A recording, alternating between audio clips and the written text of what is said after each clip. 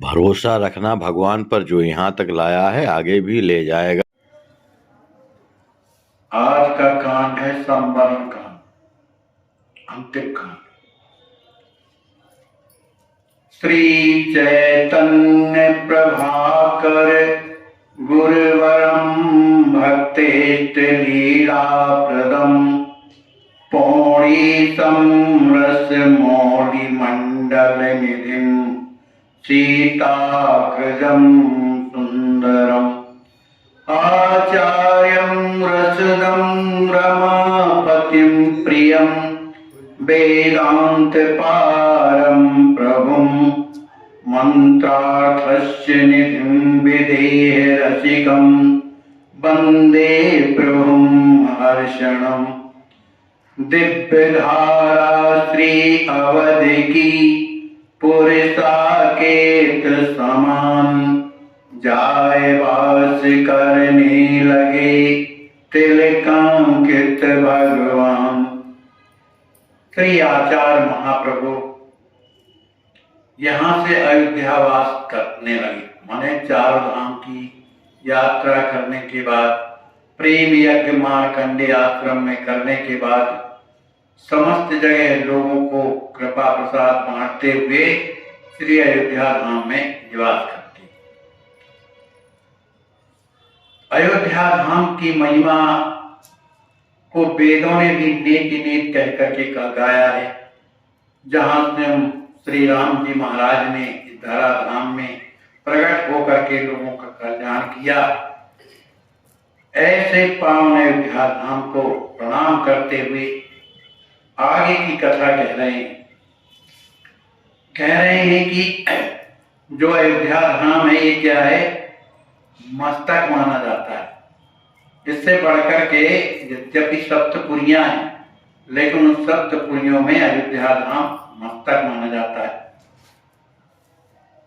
क्योंकि ये इष्टदेव श्री राम जी महाराज का पावन स्थल है, जहां पर स्वयं राज किशोरी जी अयोध्या में आकर के निवास करती हैं, जहां पर सुंदर श्री सरयू महारानी बहती हैं, जो लोगों के भवताप को नष्ट करती हैं। इस तरह से अयोध्या धाम में ही समस्त साधु नित्य विहार करते हैं, प्रेम से श्री सरयू जी का दर्शन करते, उनमें स्नान करते हैं। श्री सरयू जी की बड़ी महिमा, क्योंकि इनका एक नाम नेत्रजा भी, भगवान के नेत्रों से प्रकट होने के कारण इनका नाम नेत्रजा हुआ। जो इसमें स्नान करते हैं उसे निश्चित रूप से प्रभु श्री राम जी महाराज की कृपा मिलती है। श्री राज किशोरी जी जहाँ निवास करती हैं, माने श्री अयोध्या धाम में, अपने स्वामी श्री राम जी महाराज के साथ हमेशा प्रसन्न मुद्रा में बनी रहती हैं। जहाँ उनके सेवक श्री हनुमान जी महाराज जो हनुमान गढ़ी में विराजते हैं, वो इसलिए निवास करते हैं, इसलिए विराजते हैं कि भक्तों की रक्षा करने के लिए। इसलिए अयोध्या धाम की जो शोभा है, सकल धाम सिरमौर, समस्त पुरियों में ये सिरमौर, जहां पर तीर्थपति प्रयाग राज भी यहाँ आकर के प्रभु का दर्शन करते हैं और सरयू जी में स्नान करते हैं। आचार्य महाप्रभु जब से अयोध्या धाम पधारे है ना, तब राम कुंज मंडप अति पावन राम कुंज में निवास करते हैं। वो गुरुदेव का धाम है, लेकिन आपकी जो करनी है उसको देख करके जो वैष्णव लोग हैं, स्वामी जी उनके जो गुरुदेव अनंत श्री विभूषण जो उनके गुरुदेव हैं राम वल्लभा कुंज के, उनसे हमेशा प्रसन्न रहते हैं, उनकी रहनी करनी को देख करके। तो रोजाना पंडित जी वहां कथा सुनाया करते थे। तो एक दिन इन्होंने कथा के समय पर स्वामी जी को बुलाया और कहने लगे कि अब आप कथा यहां सुनाया करें, क्योंकि आप में जो गुण है कथा के वक्ता के होना चाहिए, जो रहनी है जो आपकी करनी है, इससे लोगों को शिक्षा मिलेगी। तो श्री अखिलेश्वर दास जी महाराज ने ऐसा कहा। अब चूंकि गुरु आज्ञा है, इस कारण से वे व्यासपीठ पर बैठ करके और कथा सुनाने लगे। लेकिन स्वामी जी जो कथा कहते थे वो तो हृदय प्रधान था। जैसा हृदय में उस तरह की स्थिति है, उस तरह की कथा कहते थे। उस कथा को सुन करके जितने भी लोग संत महात्मा या जो भी आते थे, सब प्रेम में विभोर हो जाते हैं। पंडित जी अखिलेश्वर दास जी महाराज तो परम प्रसन्न हो रहे हैं कि चलो योग्य शिष्य मिला है ना, जो सब कुछ माने प्रेम में, नेम में, सब में है, सेवा भाव भी है। तो एक थे कोई संत, उन्होंने राम सुभगदास नाम था, श्री राम सुभगदास। उन्होंने आकर के स्वामी जी से कहा, पंडित अखिलेश्वर दास जी महाराज से, कि जहाँ पंडित जी रहते हैं, माने अपने स्वामी जी रहते हैं, वहां व्यवस्था ठीक नहीं उनकी, क्योंकि एक छोटा सा कमरा है और उसी एक कंबल में पड़े रहते हैं, बगल में भगवान विराजे रहते हैं और ठीक से नहीं है, और नीचे उन्हें स्नान के लिए, शौच के लिए आना पड़ता है। इसलिए कोई अगर कमरा बढ़िया बन जाए तो अपना भजन भी करें, पूजन करें और एकांत में रहें। इस बात को जब गुरुदेव से प्रार्थना किया तो उन्होंने कहा, हाँ सही है, बनवाइए। अब वही राम सुभगदास स्वामी जी के पास आते हैं, कहते हैं आपकी कमरा के लिए अनुमति आपके गुरुदेव ने दे दिया है, इसलिए अब आपका कमरा बनेगा। लेकिन स्वामी जी ने कहा, हमें जरूरत क्या है, इसी से गुजर बसर चल रहा है, और बढ़ा करके क्या करेंगे। उन्होंने कहा, गुरुदेव की आज्ञा का पालन नहीं करोगे, गुरुदेव को प्रसन्नता जिसमें है वो काम करना चाहिए। तो कुछ बोले नहीं। अंत में बहुत बढ़िया कमरा बनाया गया जिसमें हर सुविधा थी, नहाना धोना, माने पंडित जी को कहीं जाने की आवश्यकता नहीं थी। अब वो रोजाना बढ़िया कथा सुनाया करते थे, प्रेम की कथा, खुद उनके अश्रुपात होते थे, जो भी कथा सुनने आते थे उनका भी हृदय भर जाता था, प्रेम से सराबोर हो जाते थे। अब उनकी इतनी ख्याति होने लगी इस अयोध्या धाम में कि बड़े बड़े जो विद्वान थे वे सब आकर के स्वामी जी की कथा सुनते। विद्वान कोई भी हो सकता है, पढ़कर वेद शास्त्रों का अध्ययन करके, लेकिन भगवान का प्रेम ही नहीं हो सकता, क्योंकि प्रेम तो बड़े सद्गुरुदेव भगवान की बड़ी कृपा, या भगवान स्वयं कृपा करें जो स्वयं प्रेम स्वरूप है, तभी प्रेम मिलता है। तो एक प्रेम ही एक ऐसा है जो सबको अपनी ओर मोड़ लेता है, चाहे कोई कैसा भी हो। महाचैतन्य प्रभु जहां से कीर्तन करते हुए निकलते थे, उनके अश्रुधारा बहती थी। बड़े बड़े हिंसक जानवर, शेर वगैरह भी आकर के कीर्तन करने लगते, जिन वृक्षों को मात्र स्पर्श कर देते थे वो वृक्ष झूमने लगते थे। ऐसी प्रेम की महिमा है। तो सब तरह से गुरुदेव भगवान को लायक समझ करके उनके हृदय में, पंडित जी अखिलेश्वर दास जी महाराज के हृदय में आया कि क्यों ना इनको महंती दे दी जाए, इनमें सब गुण संपन्न है, इन्हें सभी कोई मानते भी हैं। तो उन्होंने कुछ लोगों को बुलाया कि भाई हमारे हृदय में भाव आता है कि हम अपने ये जो शिष्य हैं जो कथा कहते हैं, इनको हम महंती पद देना चाहते हैं, राम कुंज की। तो लोगों से कहा कि जाकर के थोड़ा आप लोग उनसे मिलिए कि उनका क्या विचार है।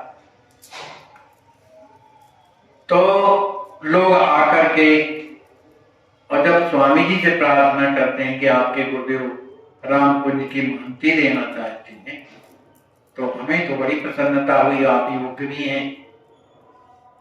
तो इस तरह की बात को सुनकर के स्वामी जी कहने लगे कि बताइए महंत का मुझे जरूरत क्या है, जो महंत को करना चाहिए मैं वैसे सेवा करता हूँ, जो भी आवश्यकता समझता हूँ या जो भी गुरुदेव कहते हैं मैं सब सेवा करता हूँ। लेकिन ये महंती में मेरे बस की बात नहीं, क्योंकि इसके लिए तो पूर्ण रूप से जवाबदारी लेकर के पूर्ण काम करो, और अपनी आदत इसमें नहीं, हमारे मन तो एकदम भजन में लगता है, तो ये कौन क्या करेगा। आखिर जाकर के उन्होंने बताया कि उनकी इच्छा है कि हम महंती नहीं करेंगे। तो स्वामी जी महाराज जो उनके गुरुदेव थे पंडित अखिलेश्वर दास जी महाराज ने उन्हें बुलवाया, और बुलवाए तो स्वामी जी गए, उनके चरणों में प्रणाम किए। प्रणाम करने के बाद गुरुदेव ने कहा कि भाई हमें ये लगता है कि आप योग्य हैं, इस आश्रम के अनुकूल हैं, संपूर्ण लक्षण भी आप में है ना, इसलिए आप जो है यहाँ का कार्यभार संभाले और मुझे भी फुर्सत मिल जाएगी और कथा भी कहेंगे आप गुरुदेव की ये आज्ञाएं हैं, लेकिन कुछ बोले नहीं, लेकिन कहने लगे गुरुदेव जो आपकी सेवा है, जो आज्ञा मिली है, ये संपूर्ण कार्य तो मैं करता ही है। अब रह गई महंती की बात, तो ये मेरे मन में इस तरह का भाव नहीं आ पाता है कि मैं महंती कर सकता हूं। तो गुरु आज्ञा मानत हृदय स्वीकृत दीजे, आज सब विध करो सहायता यथा छात्र करता। मनी स्वामी जी कहते हैं गुरुदेव आप मुझसे ऐसी आज्ञा है जो मैं मानता नहीं, और आज मुझे बताइए मुझे क्या करना है ना, इसलिए सब तरह से मैं सेवा करूंगा।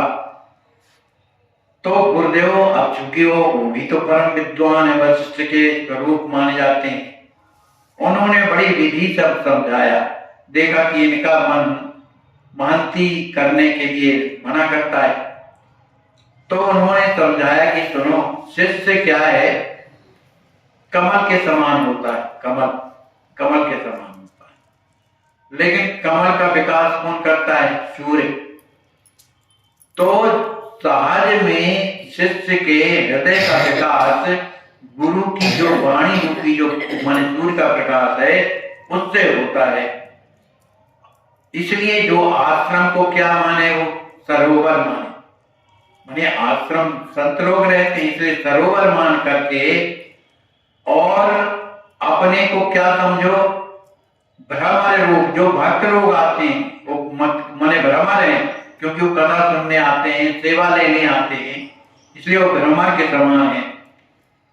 क्योंकि उनका हृदय कैसा होता है, संतों का निश्चल होता है, किसी के पास ना से मने न राग न द्वेष, सबके प्रिय सबके हितकारी, सबका हित करते हैं, उनमें न मोह होता, न मद होता, न त्याग होता, मने त्याग होता है।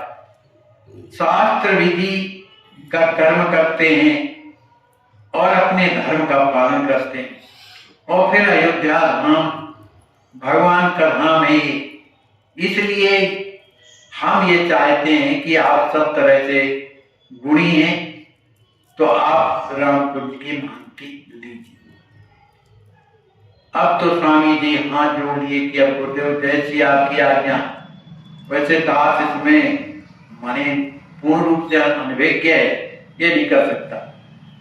मैं तो केवल आपसे एक ही भीख मांगता हूं कि आप मुझे आशीर्वाद दें कि रात दिन में श्री सीताराम जी के गुणों का गायन करूं और उनकी भक्तों की सेवा करूं।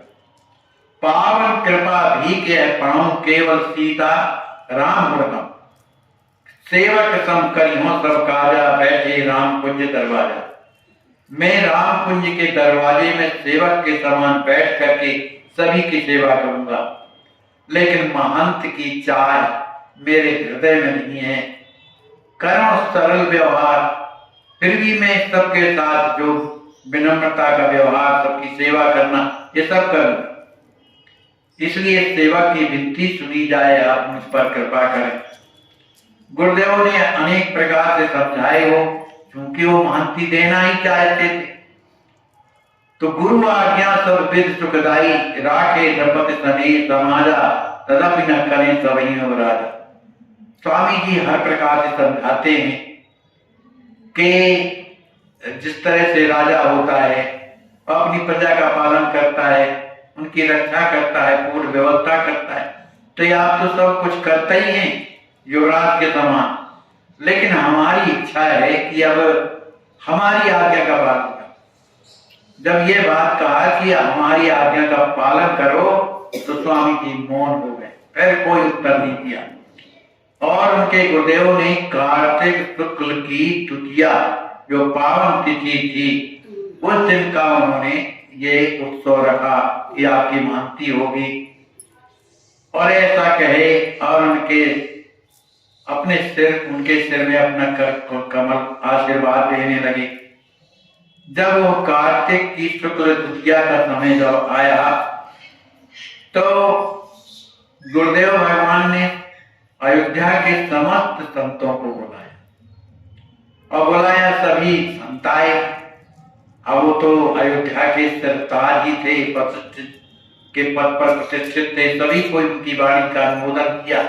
उन्होंने कहा कि भाई हम इनको श्री राम हर्षदास जी को यहाँ पद मैं देना चाहते महंती का। सबने अनुमोदन कर दिया। अब इसके बाद अब जिस तरह की प्रक्रिया होती है, स्वामी जी वहां से सरयू जाते हैं, सरयू में स्नान करते हैं, स्नान करने के बाद फिर अपना तिलक स्वरूप धारण करते हैं। तभी संत समाज सब बैठा है, कोई कंठी दे रहा है, कोई चादर उड़ा रहा है। इस तरह से जिस तरह से माने महंती दी जाती है उस तरह की क्रिया होने लगी। इधर स्वामी जी महाराज हाथ जोड़े हुए हैं और हाथ जोड़े हुए रोए देखत संत समाज पावन प्रेमामृत पगे सुंदर मंच विराज दान मान करने लगे। स्वामी जी संत समाज के बीच में हाथ जोड़े हुए रो रहे हैं, प्रेम में भरे हुए। मंच पर बैठाए गए थे क्योंकि महंती पद है उनका, तो लोग अनेक प्रकार का दान देने लगे। सभी संत कहते हैं धन्य है गुरुदेव जो आपने इन्हें महंत का पद प्रदान किया, क्योंकि इनके जीवन में भगवान के प्रति प्रेम की मूर्ति है, इनके जीवन में वैराग्य है और सहज में प्रेमा भक्ति इनके हृदय में मने विराजी हुई है। अब इससे बढ़कर के और क्या हो सकता है? जो जीवन का लाभ है वो सब कुछ इनके पास। और कहने लगे कि जिनके स्वयं खजवा धाम भी तो उन्हीं का था, तो और उसमें भी इन्होंने प्रेम रामायण की कथा लिखी है ना। तो ऐसे महंत को पा करके हम तो सनात हो गए, धन्य हो गए। जिनके शिष्य प्रशिष्य अनेका, ये महाराज को जिनको आपने महंती दी, इनके शिष्यों के भी शिष्य हैं, प्रशिष्य हैं, है ना। ये परम भक्तराज हैं, ज्ञानी भी हैं, करते स्वयं समैया पावन। ये पौड़ी में जाकर के समैया भी करते हैं, जो देवता मनुष्य मुनियों के हृदय में अनुराग बढ़ाने की स्थिति प्रकट होती है। उनको आपने जो महंत बना दिया, तो उनके दर्शन प्राप्त करके हम लोग तो धन्याधिधन्य हो गए। राम कुंज वैष्णव निधि रूपा ये महंत दिव्य प्रतिरूपा। अब तो वहां के स्वामी जी महंत बन गए, लेकिन इनके जीवन में कोई परिवर्तन नहीं हुआ। लोगों को थोड़ी सी अगर प्रतिष्ठा मिल जाती है, को नहीं जन्मा जगमाही कि प्रभुता पाए जाए मदना।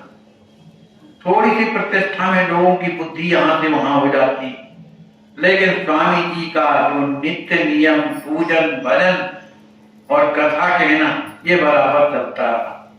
जैसी दिनचर्या पहले करते थे वैसी आज भी करते हैं। स्वामी जी अनेक प्रकार के उत्सव करने लगे।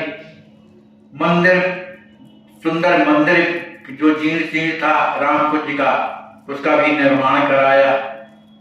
और गुरुदेव जो रोजाना कनक भवन जाते थे दर्शन करने के लिए, उनके गुरुदेव पंडित अखिलेश्वर दास जी महाराज, उनके आवागमन के लिए एक सुंदर रिक्शा खरीदा और रिक्शा खरीद करके और 12 महीना के लिए एक साधु की सेवा में कर दिया कि तुम्हें हमारे गुरुदेव को कनक भवन ले जाना है, वो दर्शन करेंगे और वहां से करने के बाद वापस लाना, केवल इतने के लिए रिक्शा खरीदा।